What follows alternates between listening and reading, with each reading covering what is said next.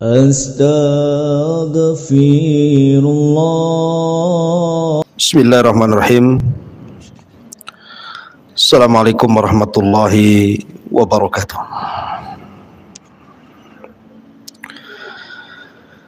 Alhamdulillah wassalatu wassalamu ala Rasulillah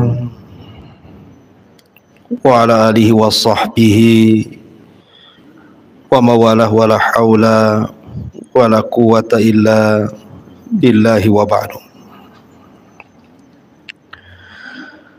Qala Allah azza wa jalla ya ayyuhalladzina amanu taqullaha haqqa tuqatih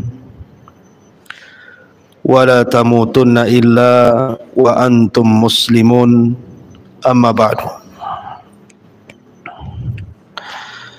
Baik, kita lanjutkan kajian kita, masih membahas dosa dari dosa-dosa besar, dan kita masuk pada dosa besar yang ke-48, al-baghyu atau semena-mena atau kezaliman yang melampau.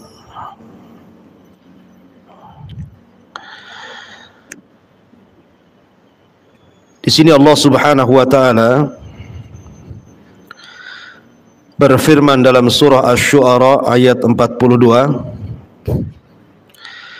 innamas sabilu 'alal ladzina yadhlimuna an-nasa wa yabghuna fil ardi bighairil haqq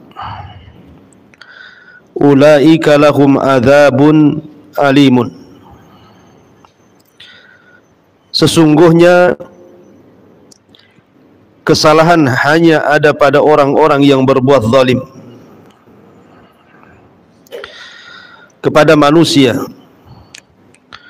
dan melampaui batas di permukaan bumi tanpa ada hak yang dibenarkan. Maka mereka itulah yang akan mendapatkan siksa yang sangat pedih. Di sini Allah Subhanahu wa taala mengancam orang-orang yang melakukan kezaliman dan semena-mena bahwa mereka di akhirat akan mendapatkan azab yang pedih. Makanya kemudian Al-Imam Az-Zahabi memasukkan kezaliman atau perbuatan semena-mena ini bagian daripada kabair adz-dzunub, dosa dari dosa-dosa besar. Karena definisi dosa besar itu setiap dosa yang ada ancaman di dunia dengan hudud, dan dosa yang ada ancaman di akhirat dengan azab. Nah, di sini Allah Subhanahu wa taala mengancam para pelaku zalim dan orang yang melakukan semena-mena itu dengan azab yang sangat pedih di akhirat. Makanya Imam Zahabi memasukkan bab ini menjadi bab dari dosa-dosa besar yang ke-48. Ma'asyiral muslimat yang dimuliakan Allah Subhanahu wa taala, kita tahu bahwa perbuatan semena-mena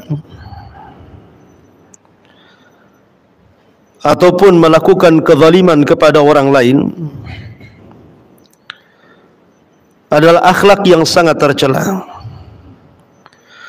Karena kebalikan daripada hal tersebut adalah kita disuruh untuk merendahkan diri, tawadhu, tidak mudah menzalimi orang.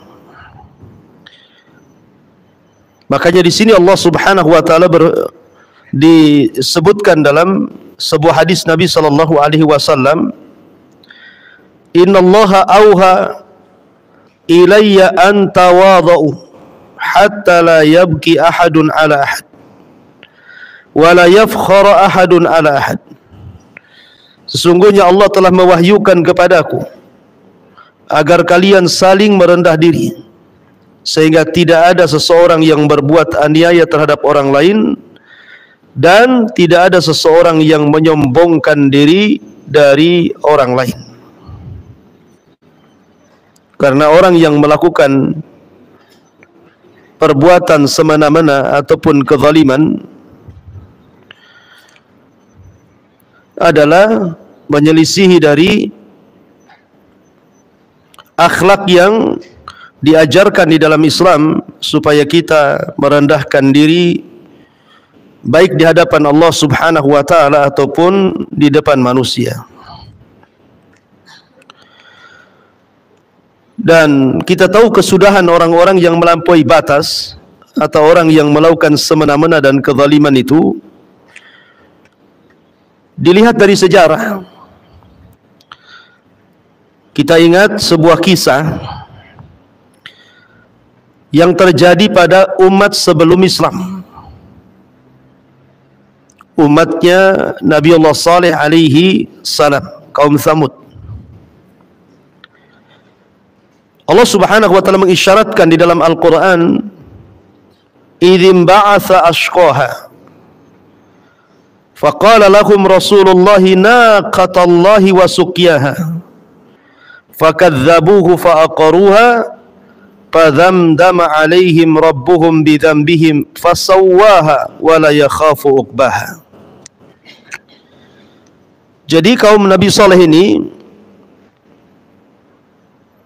ketika Allah Subhanahu wa taala mengutus Nabi Allah Saleh kepada mereka, kaum Tsamud, mereka meminta mukjizat kepada Nabi Allah Saleh dengan cara dikeluarkan unta bunting 10 bulan dari bebatuan. Maka Nabi Allah Saleh kemudian berdoa kepada Allah, maka dikabulkanlah mukjizat Nabi Allah Saleh, keluarlah unta bunting dari bebatuan yang ketika keluar langsung melahirkan, yang disebut dengan usyara. Kemudian Nabi Allah Saleh ketika itu memberitakan kepada kaum Tsamud, jangan diganggu unta ini.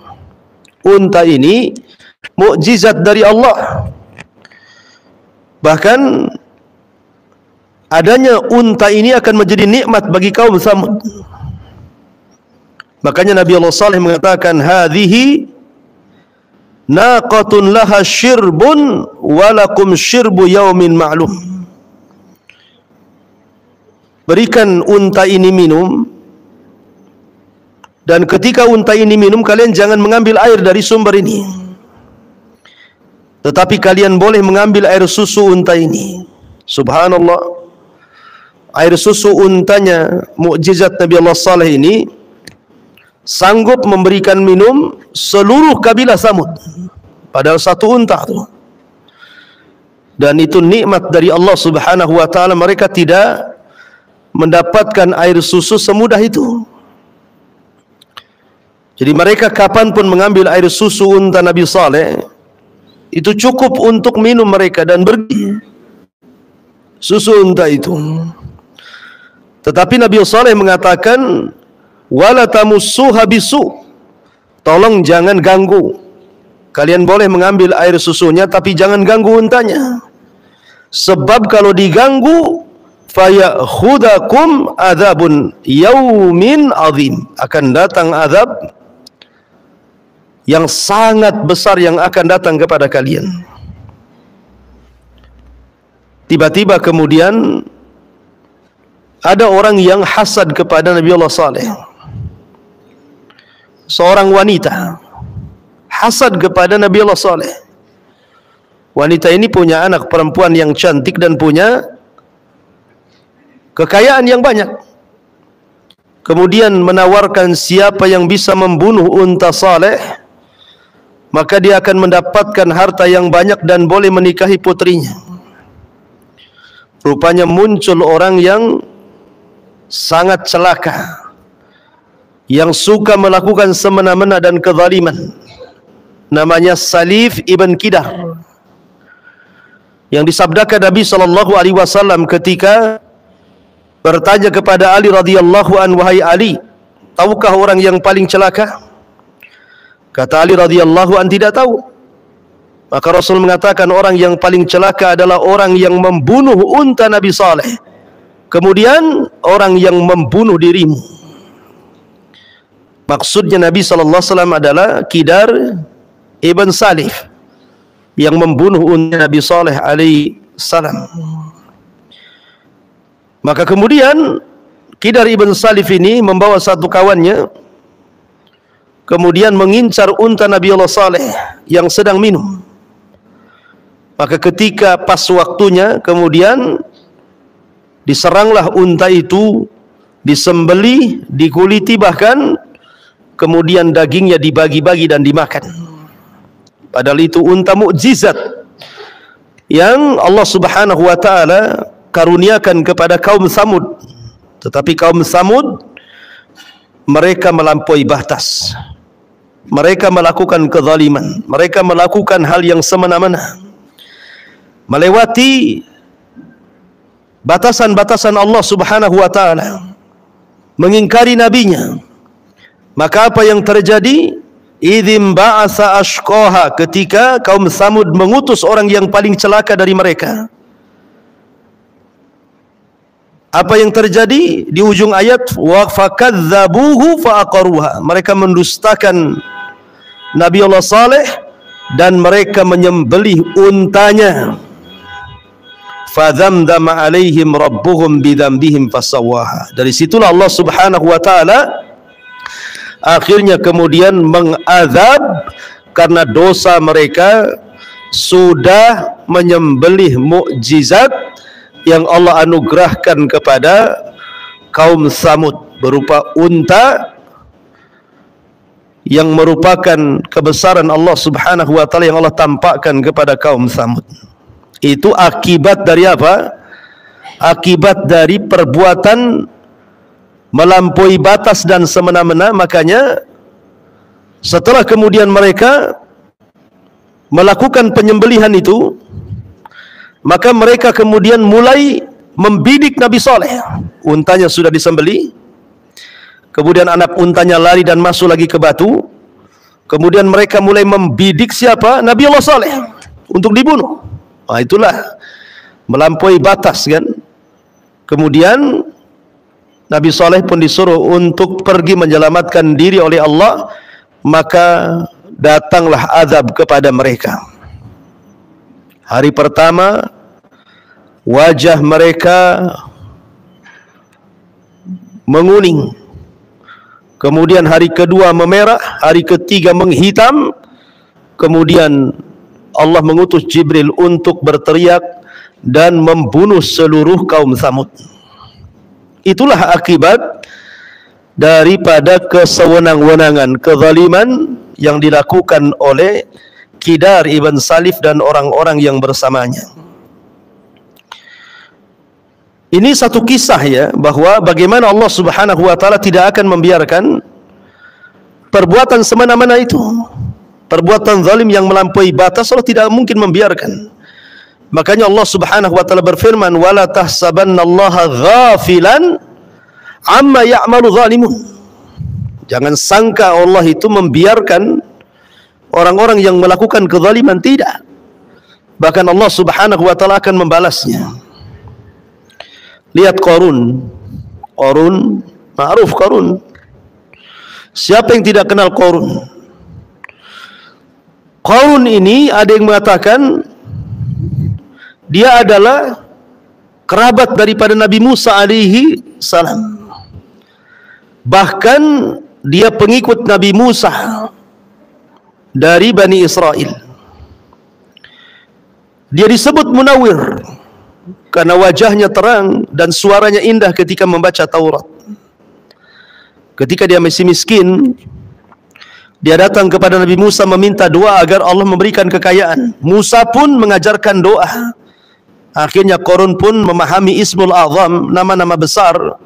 Dengan nama-nama Ismul A'zam itulah dia mendapatkan kekayaan dari Allah Subhanahu wa taala. Tetapi lambat laun kemudian Qarun justru memusuhi Nabi Musa. malah kemudian tidak mau menjalankan syariat Nabi Musa, bahkan menolak untuk membayar zakat. Makanya Allah Subhanahu wa taala katakan, kalla innal insana la yatgha an ra'ahu istaghna. Sekali-kali tidak manusia itu mudah melakukan semena-mena, melakukan kezaliman dan melampaui batas apabila Allah Subhanahu wa taala memberikan kecukupan kepadanya. Itulah Qarun. Suatu hari Qarun ini karena sudah sering menyakiti Nabi Musa, dia ingin mencelakakan Nabi Musa alaihi salatu wassalam dengan cara memfitnah Nabi Musa. Dia menyewa seorang wanita pelacur, kemudian mengatakan kepada wanita pelacur ini, maukah kau mengatakan bahwa engkau berzina dengan Nabi Musa dan engkau hamil oleh Nabi Musa? Katakan di hadapan manusia, aku akan beri imbalan sekian dan sekian. Akhirnya wanita ini setuju dan siap untuk memfitnah Nabi Musa dengan imbalan besar dari Qarun. Maka Qarun pun mengumpulkan orang. Akhirnya kemudian ketika berhadapan dengan Nabi Musa, Qarun mengisyaratkan kepada wanita itu, bicara. Tiba-tiba wanita itu terdiam, kemudian sesekali memandang Qarun, sesekali memandang Nabi Musa. Tetapi tiba-tiba Allah Subhanahu wa taala menganugerahkan kepada wanita ini kelembutan, kasihan ke Musa. Akhirnya kemudian dia tega untuk mengucapkan bahwa dia pernah berzina dengan Musa dan hamil oleh Musa. Tiba-tiba dia berbalik ucapannya dan mengatakan bahwa aku disuruh untuk memfitnah Nabi Musa dengan imbalan sekian dan sekian dari Qarun. Oh, marah Qarun. Dan marah pula Nabi Musa alaihi salam. Sama-sama marah. Qarun marah kepada wanita itu, dan Musa marah kepada Qarun gara-gara hendak memfitnah dia di halayak manusia. Dari sini terjadi mula'anah. Qarun melaknat Nabi Musa, tetapi tidak mungkin seorang nabi dilaknat menjadi sebuah ijabah. Tetapi Musa melaknat Qarun menjadi sebuah kenyataan. Dia pun meminta kepada Allah Subhanahu wa taala untuk menundukkan bumi. Maka Allah izinkan agar Musa memerintahkan sesuatu ke bumi untuk menenggelamkan Fir'aun. Maka kemudian Musa pun memanggil bumi dan mengatakan, ya ardi ibla'i, wahai bumi telanlah Qarun dan seluruh kekayaannya. Apa yang terjadi? Allah Subhanahu wa taala isyaratkan dalam Al-Qur'an, fa khasafna bihi wa bidarihil arda. Kami tenggelamkan Qarun dan seluruh kekayaannya. Lihat bagaimana akibat dari baghi, ya, kezaliman dan perbuatan semena-mena yang dilakukan Qarun menjadikan Allah azab Qarun. Maka di sini mu'alif rahimahullahu taala mencantumkan sebuah hadis, lau baga jabalun ala jabalin la ja'alallahu al-bagi minhu madakka. Kalaulah saja sebuah gunung berbuat kezaliman terhadap gunung yang lainnya, berbuat semena-mena terhadap gunung yang lainnya, niscaya Allah akan menjadikan gunung tersebut menjadi abu, hancur hingga menjadi tanah yang rata. Subhanallah.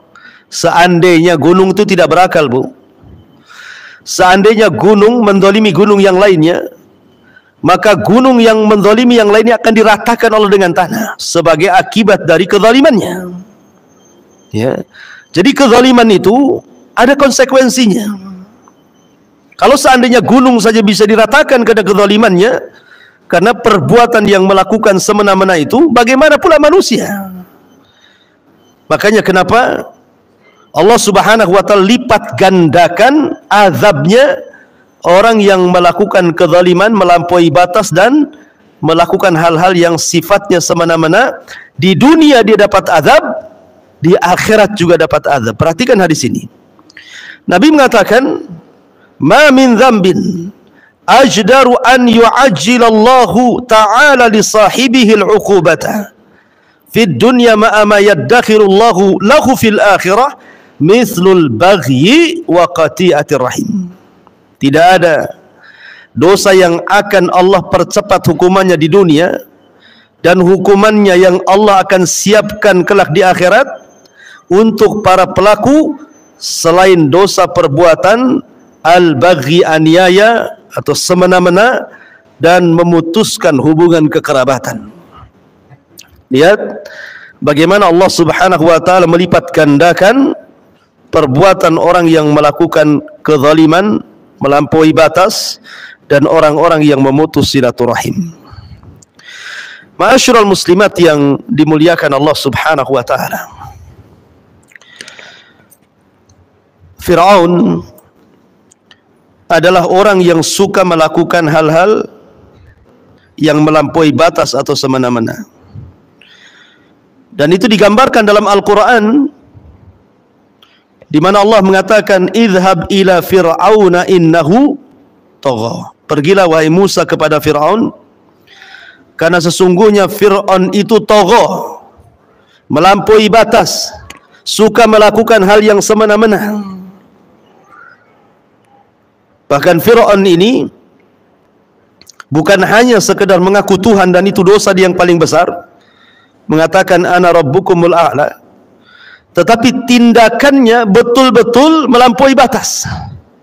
Hanya karena bermimpi, dalam mimpinya dia melihat api yang datang dari Palestina dan membakar seluruh kota di Mesir kecuali perkampungan Bani Israel, maka Fir'aun pun kemudian harus membunuh anak laki-laki dari turunan Bani Israel karena dikhawatirkan sebagaimana ramalan dukunnya bahwa dia yang akan meruntuhkan kekuasaannya. Setiap hari dia bunuh anak kecil, anak yang baru lahir. Kalau dia laki-laki langsung ditangkap kemudian dibunuh. Setiap hari entah berapa ratus bahkan ribuan jiwa bayi-bayi yang tidak bersalah itu dibunuh oleh Fir'aun dan bala tentaranya. Dan ini kezaliman, membunuh anak yang tidak berdosa hanya gara-gara mengikuti alur mimpi. Makanya kenapa sebagai imbalannya, karena kecongkakan dan kesombongan Fir'aun, maka Allah Subhanahu wa taala tenggelamkan Fir'aun, dan Allah mengatakan fa'aghraqnahum, kami tenggelamkan mereka, maksudnya Fir'aun dan bala tentaranya. Begitulah Allah Subhanahu wa taala mengazab orang-orang yang melampaui batas di dunia ini. Ma'asyiral muslimat yang dimuliakan Allah Subhanahu wa taala. Kemudian juga kalau kita melihat, lihat Abu Lahab. Abu Lahab ini harusnya membenarkan Nabi. Karena saat kelahiran Nabi, Abu Lahab itu orang yang cinta dengan Nabi. Sampai karena kecintaannya dengan Nabi, dia memerdekakan budaknya namanya Suwaibah, karena Rasul mau nyusul di Suwaibah ini. Jadi Suwaibah itu salah satu ibu susuan Nabi. Sampai dimerdekakan Abu Lahab. Bahkan ketika Nabi SAW punya anak perempuan namanya Ruqayyah dan juga Ummu Kulthum, Abu Lahab itu sampai menjodohkan dua putranya dengan dua putri Nabi. Tetapi ketika Nabi SAW kemudian diangkat menjadi Nabi dan mendakwakan dakwah tauhid, orang yang pertama kali zalim kepada nabinya adalah Abu Lahab, melampaui batas. Karena mengganggu dakwah Rasul itu bukan hanya dengan ucapan, bahkan dengan perbuatan, bahkan dengan kekayaan, waktunya, bahkan istrinya pun kompak, bahkan anak-anaknya kompak untuk memusuhi Nabi SAW. Nah, itulah perbuatan mana-mana Abu Lahab. Makanya kenapa Allah Subhanahu wa taala turunkan ayat kepada Abu Lahab sebagai kutukan sampai kiamat dibangkitkan, tabbat siada Abi Lahabin wa tab. Ya. Celaka kedua tangan Abi Lahab, dan celaka kedua tangan Abi Lahab itu. Ma'agna anhu maluhu wa makasab, tidak akan manfaat harta dan kekayaannya. Saya selana rong zata lahab, dia akan dimasukkan ke neraka yang menyala-nyala. Wa imra'atu hammalatal hatab, termasuk juga istrinya, wanitanya Abi Lahab, yang selalu membawa kayu bakar ke sana kemari. Fi jidiha hablum min masad, juga sama lehernya akan dibalut dengan kalung yang terbuat dari api neraka. Artinya bahwa perbuatan zalim, semena-mena, itu tidak mungkin dibiarkan oleh Allah Subhanahu wa taala. Ingat Bu, ketika saya bercerita kepada ibu-ibu tentang kisah seorang preman yang dikisahkan oleh Imam Zahabi, Imam Az-Zahabi rahimahullahu ta'ala, dan itu sudah lalu kita kisahnya karena juga dikisahkan dalam kitab Al-Kabair ini kan, tentang seorang preman yang melakukan kezaliman kepada seorang nelayan. Ini kisah dikisahkan Imam Zahabi ini. Artinya kisah ini sudah ada di zaman pengarang kitab Al-Kabair ini, Imam Zahabi. Jadi seorang preman ini, dia sedang berjalan-jalan di tepi lautan. Tiba-tiba kemudian ada seorang nelayan yang baru sampai dari lautan dan mendapatkan satu ikan besar. Itu pun hanya untuk memenuhi kehidupan dirinya dan keluarganya serta anak-anaknya. Hanya dapat satu ikan besar. Kalau diambil, hari itu mereka tidak makan. Jadi preman ini mendatangi nelayan itu, tiba-tiba mengambil ikan itu dan mengancam kalau tidak diberikan ikan itu akan dibunuh. Karena lemahnya sang nelayan dan kuatnya sang preman, terpaksalah sang nelayan memberikan ikan itu kepada sang preman tadi. Kemudian sang preman pun dengan tanpa punya dosa, dia mengambil ikan sang nelayan, kemudian pulang. Di tengah jalan Allah buat ikan yang dipegangnya itu hidup. Tiba-tiba menggigit tangannya.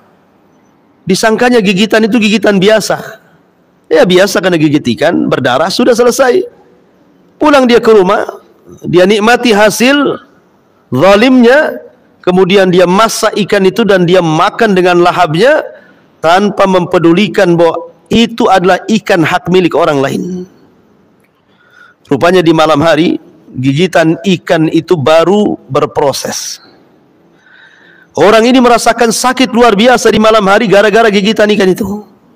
Demam luar biasa, sakit luar biasa, dan sakitnya sangat sakit yang tidak ada yang mengetahui kecuali Allah Subhanahu wa ta'ala. Menjerit-jerit tengah malam dia. Kemudian keesokan harinya dia coba datang ke tabib, menanyakan soal gigitan ikan itu. Kata sang tabib, ini beracun. Kalau telapak tanganmu tidak dipotong, tidak diamputasi, maka racunnya akan terus merambat. Terpaksalah diamputasi itu. Subhanallah.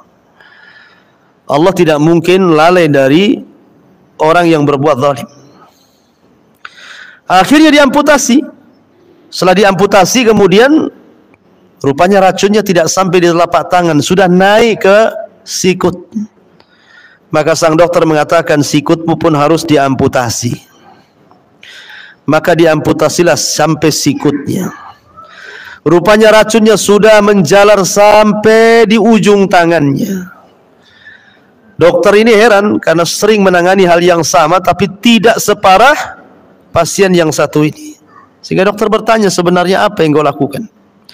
Kenapa penyakitmu tidak bisa diobati? Maka barulah dia bercerita bahwa aku terkena gigitan ikan dan ikan itu hasil curian, hasil paksaan dengan mengambil ikan sang nelayan, dan aku ancam kalau tidak memberikan kubunuh dia. Karena ketakutan dia pun memberikan ikan itu. Kemudian bercerita, kata dokter, demi Allah, kalau seandainya sebelum diamputasi dari mulai telapak tanganmu ini, kau mau mengembalikan hak ikan itu kepada nelayan itu, enggak perlu diamputasi lagi. Karena sesungguhnya tanganmu terkena racun itu karena kezalimanmu, bukan karena gigitan ikan itu. Itu gigitan ikan sebab saja. Kalau engkau ingin supaya tidak diamputasi sampai ujung tanganmu, cari orang nelayan itu, minta maafnya. Akhirnya dia pun mencari nelayan itu sampai ketemu. Sudah ketemu baru dia minta maaf. Akhirnya sang nelayan melihat kondisinya pun kasihan, akhirnya memaafkan. Cuman sang preman mengatakan kepada sang nelayan, waktu aku mengambil ikanmu kau diam saja. Tapi aku melihat bibirmu berkomat-kamit, kau ngomong apa? Maka sang nelayan mengatakan, tidak, aku hanya bicara, ya Allah tolonglah kelemahanku, karena preman yang telah memalakku sangat kuat dibandingkan diriku. Tunjukkan kekuatanmu ya Rabb. Aku hanya ngomong begitu saja. Akhirnya Allah betul-betul menunjukkan kekuatannya. dengan mengirim tentaranya berupa ikan yang hidup dan menggigit sehingga beracun.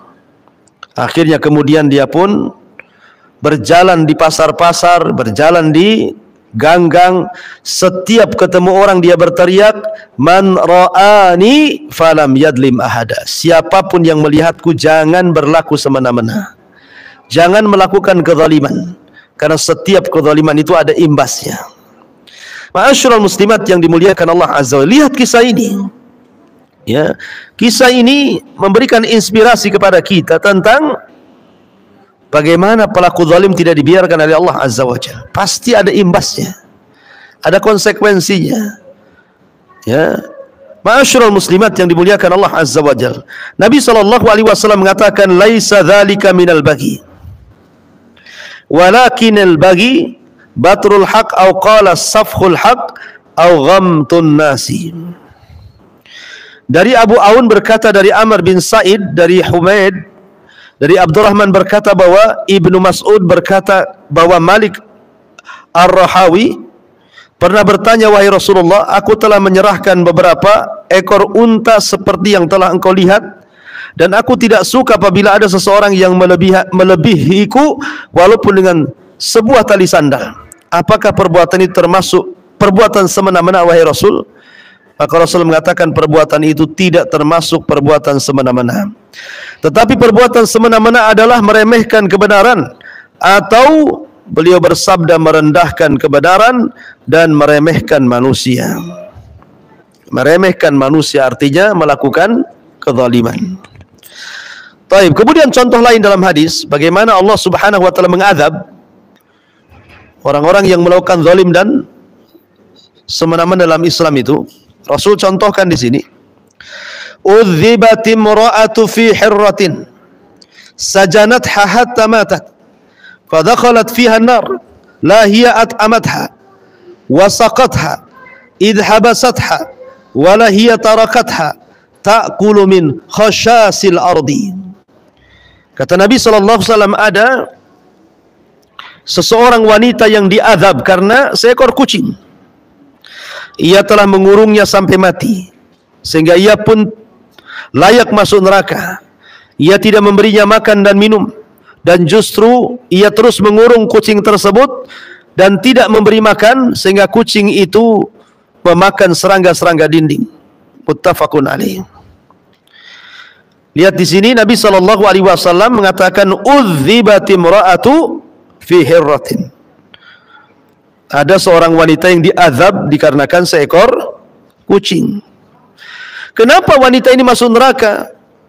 Wanita ini masuk neraka bukan karena zalim, maksudnya bukan karena membunuh manusia, bukan karena berjudi, bukan karena berzina, bukan karena yang lainnya, tapi karena zalim kepada binatang.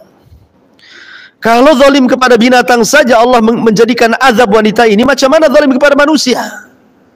Zalim kepada binatang saja Rasul katakan udhibat imra'atu fi hirratin. Allah azab dia gara-gara seekor kucing, karena dia menzalimi kucing. Apalagi kalau dizalimi orang tuanya, apalagi kalau dizalimi saudaranya, tetangganya, kerabatnya, orang yang dicintainya, dan begitu seterusnya. Makanya kita tahu bahwa double hukuman orang yang melakukan kezaliman itu. Di dunia mendapatkan azab, dan di akhirat pun mendapatkan azab, naudzubillah. Taib, ma'asyiral muslimat yang dimuliakan Allah Subhanahu wa taala. Di sini juga dicantumkan hadis Ibnu Umar radhiyallahu an. Dia berkata, la'ana Rasulullah sallallahu alaihi wasallam man ittaqada syai'an fihi ruhu gharadan. Rasulullah SAW melaknat siapa saja yang menjadikan benda bernyawa sebagai sasaran objek panahan. Tidak boleh. Jadi ada kasus di zaman Abdullah ibn Umar itu, ada anak muda nangkap burung masih hidup, burungnya ditali, diletakkan di tiang. Kemudian dari kejauhan burung itu dipanah sampai mati. Maka Abdullah ibn Umar radhiyallahu an mengatakan, Rasul melaknat orang yang melakukan seperti ini. Lah ini zalim kepada burung saja yang tidak berakal, mendapatkan laknat Allah dan Rasulnya, apalagi zalim kepada manusia, tentu lebih dilaknat lagi oleh Allah dan Rasulnya. Makanya jauhi perbuatan zalim, apalagi sekarang kita berada di bulan Sya'ban, bulan di mana amalan kita diangkat sampai ke langit.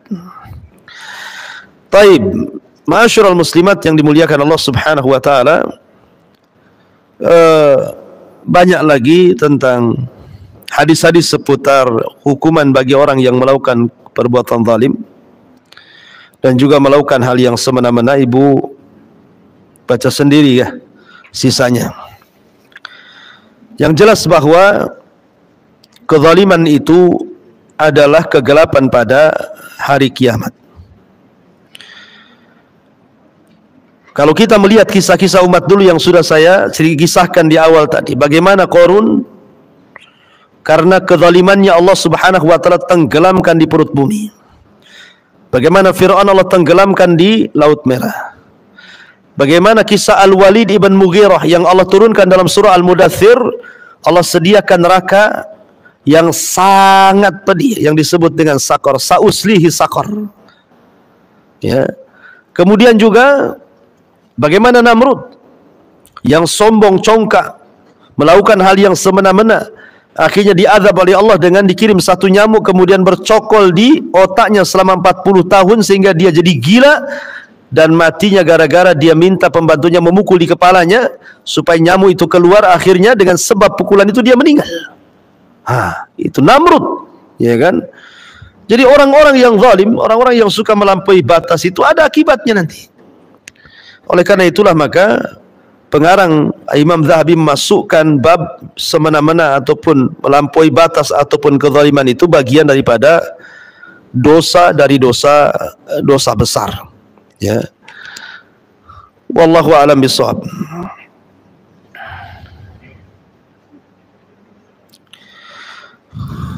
Taib. Di sini ada beberapa pertanyaan sebelum saya akhiri.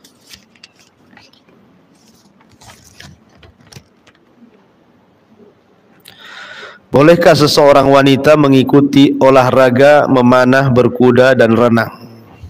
Boleh, tidak ada larangan. Akan tetapi tentu di lingkungannya sesama wanita. Tidak mungkinlah kemudian olahraga ikhtilat dengan laki-laki. Ya. Apalagi berenang pakai pakaian renang yang nampak tubuhnya gitu ya.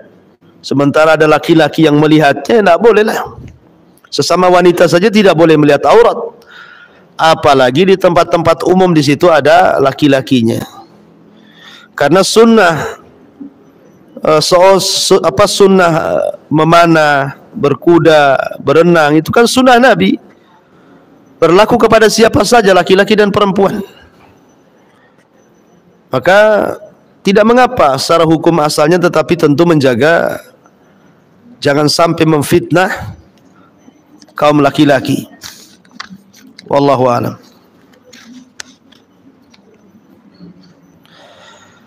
Mohon nasihatnya Ustaz, bagaimana sebaiknya jika seseorang sedang melunasi KPR rumah dengan riba dan ingin bertobat dengan niat menjual rumahnya, tapi sampai sekarang belum laku, belum ada yang minat, qadarullah, dan jika ada yang minat suatu hari nanti, tapi suatu hari nanti tapi mau membeli KPR lagi lah. Gimana ini? Mau jual KPR, mau beli KPR lagi? Salah tulisannya ya. Ini namanya keluar dari lubang buaya, masuk lubang harimau. Ya kalau seandainya seseorang sudah ada niat untuk keluar dari jeratan riba, itu sebuah hal yang baik. Ibu ingin meninggalkan sesuatu karena Allah, maka Allah mengatakan, wa man yattaqillaha yaj'al lahu makhraja. Barang siapa yang bertakwa kepada Allah, maka pasti suatu ketika Allah akan carikan jalan keluarnya. Dan Rasul mengatakan, man taraka syai'an awadallahu khairan min. Barang siapa yang meninggalkan sesuatu karena Allah, pasti Allah akan ganti sesuatu itu dengan yang jauh lebih baik lagi. Jadi kalau sudah ada niat, niatnya sudah bagus, Bu. Niatnya saja sudah berpahala. Nah, tinggal usahanya sekarang. Kalau sampai sekarang belum ada yang beli, ya teruslah berdoa kepada Allah Azza wa Jal. Dan bayarlah KPR itu, jangan sampai telat supaya tidak ada penalti dan tidak ada riba. Sambil menunggu orang yang membeli rumah. Dan jangan mahal-mahal dijualnya. Ya. Yang penting kan niat ibu ini untuk supaya lepas dari riba kan, itu niatnya. Tapi kalau ingin dijual mahal-mahal dapat keuntungan, bukan itu alasannya. Nah, yang penting jual lah, mau balik modal pun jadilah kan itu ya. Yang penting lepas dari riba. Nanti sisanya untuk melunasi KPR, sisanya untuk membeli rumah. Sewa rumah jauh lebih baik dibandingkan beli rumah tetapi ada unsur ribanya. Masih baik sewa rumah, berkah hidupnya, tenang hidupnya, daripada rumah tetapi hasil daripada riba kan, nggak akan tenang hidupnya itu. Tetapi Allah pasti Allah mudahkan. Kalau Allah subhanahu wa ta'ala berniat untuk lepas dari riba supaya mendapatkan yang halal dan rumah yang tidak ada ribanya, insya Allah pasti Allah subhanahu wa ta'ala akan carikan jalan keluarnya. Yakin itu. Kalau nggak yakin ya susah lah, harus yakin. Karena rizki Allah itu luas, wallahu a'lam. Ya. Taib. Kemudian bagaimana dengan azab dunia bagi orang tua yang zalim terhadap anaknya? Apakah menahan harta warisan dari suami yang meninggal tidak dibagi ke anak-anaknya termasuk zalim? Jazakallahu khairan. Iya. Harta warisan harus cepat dibagi. Sebab kalau tidak dibagi akan jadi konflik. Betapa banyak gara-gara warisan saudara dengan saudara saling membunuh. Saudara dengan saudara saling memutus silaturahim. Bahkan ada suatu kisah, Bu. Ada orang tua meninggal. Anak-anaknya masih hidup. Pada awalnya anak-anak ini sepakat tidak menjual rumah orang tua dan tanahnya. Alasannya untuk tempat rumah pulang anak-anaknya biar tetap terhubung silaturahim. Tetapi tidak berjalan lama. Dalam hitungan tahun sudah mulai salah satu anaknya ngungkit soal warisan. Kenapa? Karena namanya ekonomi itu tidak stabil, Bu. Terkadang Allah Subhanahu wa ta'ala menciptakan orang itu tidak dalam satu kondisi. Terkadang dia senang kerja, tapi satu kondisi dia susah kerja. Terkadang dia untung di satu sisi, tapi di sisi lain terkadang dia buntung. Mulailah salah satu anaknya ngungkit, kapan nih dibagi, aku lagi butuh duit. Awalnya ditentang oleh kakak-kakaknya, bukankah dia udah janji nggak dijual? Akhirnya kemudian mulailah dia buat ulah, mempengaruhi yang lainnya. Terjadilah dua kubu, yang satu mau dijual, yang satu tidak mau dijual. Akhirnya terjadi pertengkaran yang berakhir dengan saling memutus silaturahim. Nah ini terjadi gara-gara harta waris gitu ya. Kejadian nyata seperti itu. Makanya seharusnya cepat dibagi. Dan orang yang menahan harta waris itu zalim. Jelas zalim. Dia tidak kasihan kepada orang yang meninggal. Boleh jadi harta warisan itu kalau dibagi, boleh jadi salah satu yang mendapatkan harta warisan itu dia bersedekah kepada orang yang sudah memberikan warisannya. Tapi kalau dengan ditahan, macam mana mau sedekah? Ya, oleh karena itulah maka ini kezaliman. Dan setiap zalim itu pasti akan ada balasannya, tidak di dunia, di akhirat. Ya, naudzubillah. Kemudian pertanyaan berikutnya, bolehkah bagi seseorang yang hafal Quran mengikuti lomba tahfidz Al-Quran mewakili dari sekolahnya?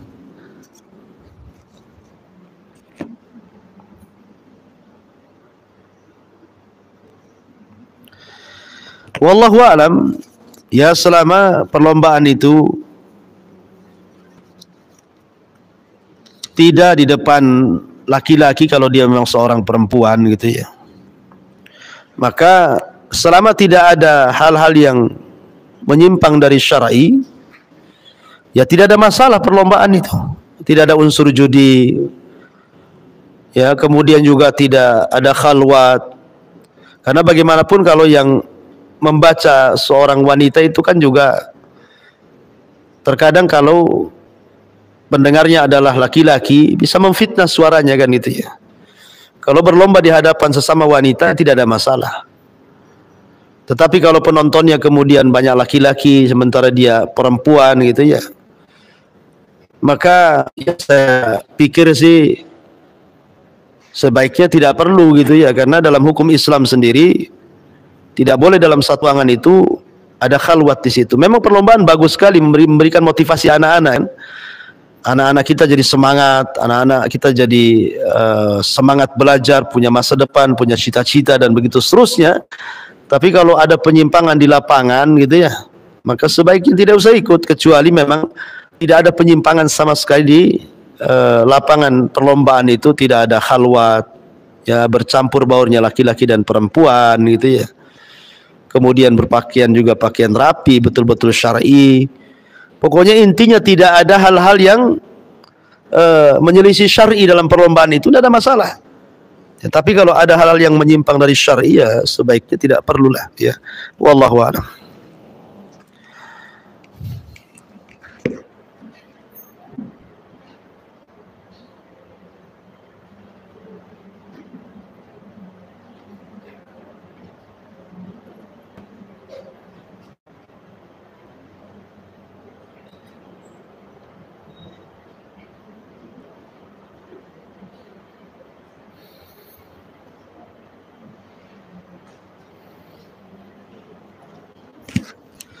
Taib, kalau tidak ada kita tutup.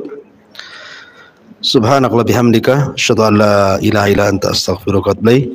Wallahu ta'ala. Assalamualaikum warahmatullahi wabarakatuh.